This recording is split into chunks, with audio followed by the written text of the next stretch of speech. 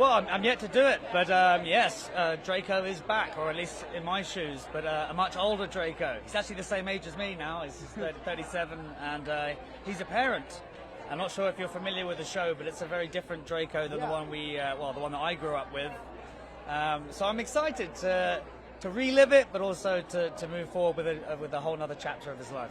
Is he a kinder, gentler Draco? No. No, he is. I think in my mind, he doesn't want to be the product of his parenting. I think Draco had a rather crap dad, for lack of a better word, and he's keen to make sure that he's better than that.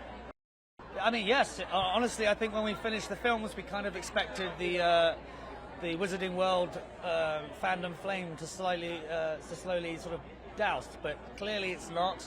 And it's bigger than ever, and most fans that approach me now and shout Potter at me, they weren't even born when the first film was made, so it's pretty incredible to see it being passed down generation to generation. You know, we did the band's visit, David Cromer and I, and same idea, but that was a very quiet show that had to be brought into a big house.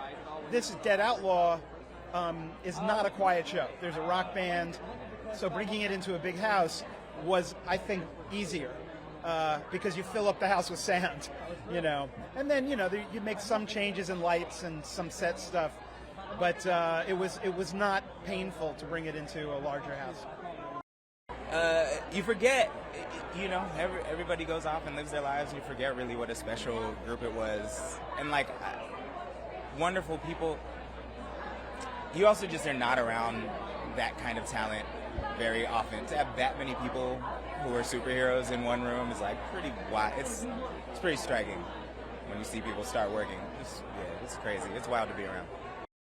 Look, baked into the fabric of this show is the idea that we are a country built of and made of immigrants, and that if we don't honor that, we're in trouble. And so that's within the fabric of the show, for sure.